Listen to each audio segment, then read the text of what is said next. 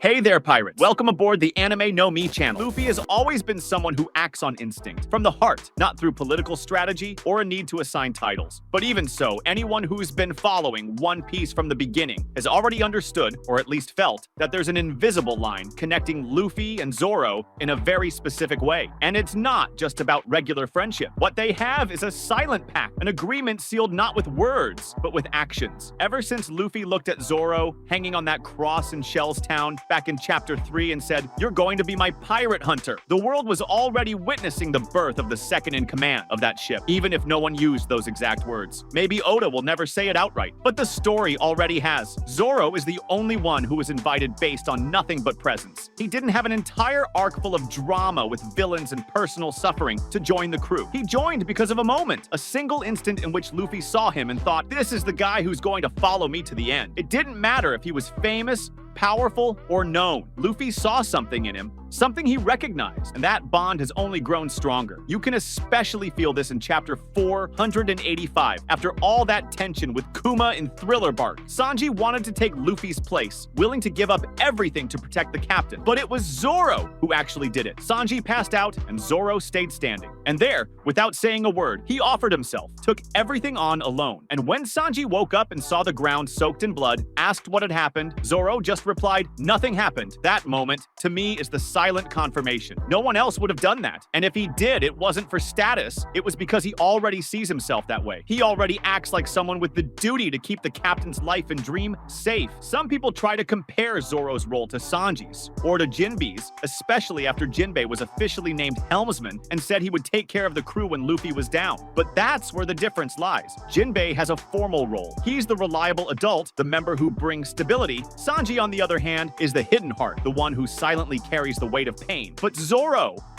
is the shield. Zoro is the only one who would stand against Luffy himself if it meant keeping the Straw Hat name clean. Just like in Chapter 438, when Usopp wanted to come back to the crew without apologizing. Zoro wouldn't accept it. He said that if Luffy allowed it, he would leave the crew. And Luffy understood. He accepted that as if it were the word of an equal, not a subordinate, but someone with the right to say that. What's most curious is that even though Luffy is the captain, he's never been authoritarian. He doesn't give orders like a general. He just leads with the strength of his own spirit, and that's exactly why Zoro is so essential. Because he's the counterweight. He's the one who holds the line when Luffy's flying too high. He never tries to control Luffy, but he always shows up when the crew needs to remember who the captain is. And maybe that's exactly why Luffy has never said this out loud. Maybe because he feels he doesn't need to. Zoro already knows, the crew already knows, but the world doesn't yet. I think that moment will come when Zoro's presence as a leader becomes essential in front of other pirates. Maybe in Elbaf, maybe at a gathering of big names, maybe at a world tribunal, a place where the weight of words will matter, where allies will need to know who is who. And then, maybe for the first time, Luffy will say, "This is my second, the only one," and the world will understand what we've known for a long time. Another thing that makes me believe this is that ever since the post-time skip, Luffy and Zoro interact in a way that shows a trust that doesn't need words. In Chapter 598, when the crew reunites in Sabaody, Luffy asks Zoro if he'll be able to handle the situation. Zoro replies bluntly, as always, but the look between them already shows they've been through too much. And later, in Wano, when Luffy is imprisoned and Zoro is taking care of things on the outside, it's as if fate itself splits the responsibility between them. Zoro is always where chaos could erupt if no one stays firm. And when they meet again, their exchange is always natural, needing no confirmation. One looks at the other and already knows what to do. And even so, that public recognition still hasn't happened, but it's not because it shouldn't, it's because it hasn't been necessary. Luffy is someone who only says what he feels when he feels it must be said. And maybe with the events coming up, especially the direct confrontation with the world government, that might change. Because reputation alone won't be enough anymore. There will be moments when the entire world will demand to know who the second leader of the Straw Hats is, who the right hand is. And when someone asks that out loud, maybe Luffy will finally respond, "It's Zoro. It always has been." And that always has been is important, because Luffy doesn't see this as a choice. He didn't choose Zoro. He simply found him, as if it had already been written that it would be this way. As if the world already knew that while he flies toward his dream, someone needs to be on deck, sword in hand, making sure the ship doesn't sink, and that someone was never anyone else. I think that final declaration might come in a moment where the crew is forced to split for some unavoidable reason. Maybe in a situation like what happened back in Eni's lobby. Something that forces Luffy to take take one path and Zoro to lead the other. And when that happens, and allies, new alliances, and kingdoms of the world look and ask who speaks for the Straw Hat if he's not here, the answer will be given not with a voice, but with presence. But if words are needed, then maybe Luffy will say in his simple way,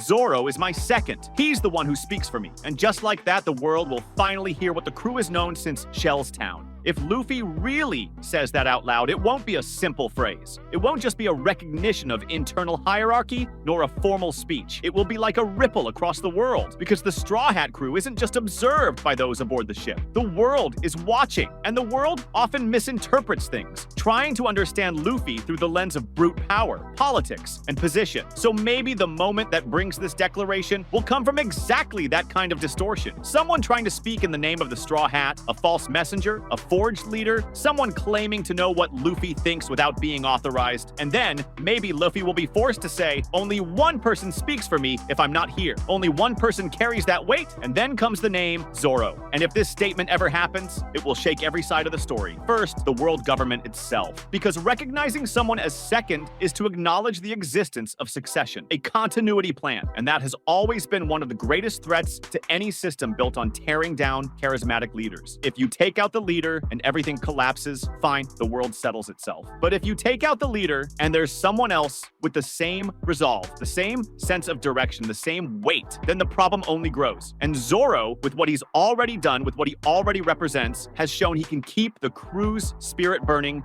even when Luffy is out of action. Like in Dressrosa, when Luffy was focused on Doflamingo, it was Zoro who kept an eye on the side actions, who maintained the tone of the group, even without saying much, just by the way he stood his ground. And there's more. The pirate world is ruled by symbols, by rumors, by gestures that carry more weight than treaties. If a Yonko acknowledges someone as their second, the world listens. Even more so when that person is known for facing Mihawk, for cutting down mountains, for never backing down, not even when he loses everything. When Luffy says Zoro is his only second, it won't pass unnoticed. It will become front page news in Morgan's papers. It will echo across the kingdoms, trying to figure out who's who. And perhaps, most importantly, it will deeply impact the very allies Luffy has been gathering. Because today, Luffy doesn't just lead a ship, he already has a fleet. 7 crews that swore loyalty to him back in chapter 800. And even though he refused the title of boss at the time, everyone there understands that when the bell rings, they will show up. But who organizes those calls? Who leads if Luffy isn't there? Zoro never wanted that role. But maybe that's exactly why he's the only one who can take that position without becoming authoritarian. Because he doesn't want it. Because he only acts when needed, and because the others recognize that silent strength in him. Within the crew, that declaration wouldn't be a surprise either. Usopp respects Zoro, Sanji argues with him, but knows he's trustworthy. Jinbe, as a seasoned warrior, knows how to recognize a true samurai. And even the newer members, Frankie, Brook, Robin, have already seen proof that when the ground shakes, it's Zoro who remains standing. Even Chopper, with his more sensitive nature, trusts Zoro's judgment when it comes to what's right, so when Luffy says it, no one will argue. It'll just be a confirmation of what was already natural. Now, thinking about the enemy's reaction, this is the part I find most interesting. Because maybe in a future filled with confrontations against Blackbeard, Imu, the remnants of the Marines, and the final pieces on the board, knowing that Zoro is the second won't just be information. It'll be a warning, an alert. Because if Luffy falls, it's not over. There's someone there, eyes closed and katana drawn, ready to raise the mast once more. And maybe then the world will realize that the Straw Hat isn't just the dream of a rubber boy. It's a flame that's already been passed from hand to hand, a living idea carried by those who understand that freedom isn't just about laughing out loud. Freedom is protecting those you love, even if it costs everything. And maybe at that point, Zoro's story will take on a different tone, because up until now, he's been the right-hand man. But after Luffy's statement, he becomes an heir to the will as well, heir to the will of his own captain. Not to take the same place, Zoro never wanted to be king, but to make sure that dream reaches the end. And maybe that's the moment when the world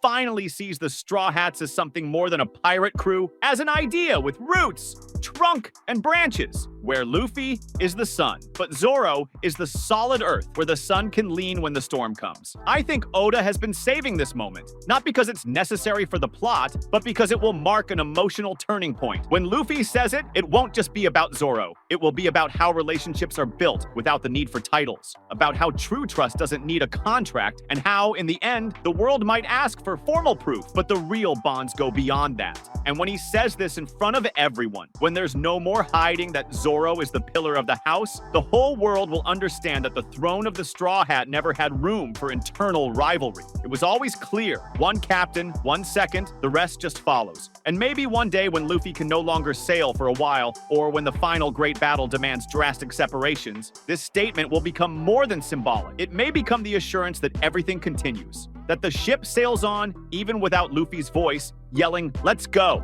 Because as long as Zoro is standing, as long as his sword is sheathed, waiting for the right moment, as long as he can move, the dream still breathes because he swore to protect the man who will become the king of the pirates, and no one else could carry that promise. That was today's content. We hope you liked it and want to share your opinion on the subject. Don't forget to share the video, give it a thumbs up, and I'll see you in the next video. Take care and stay amazing.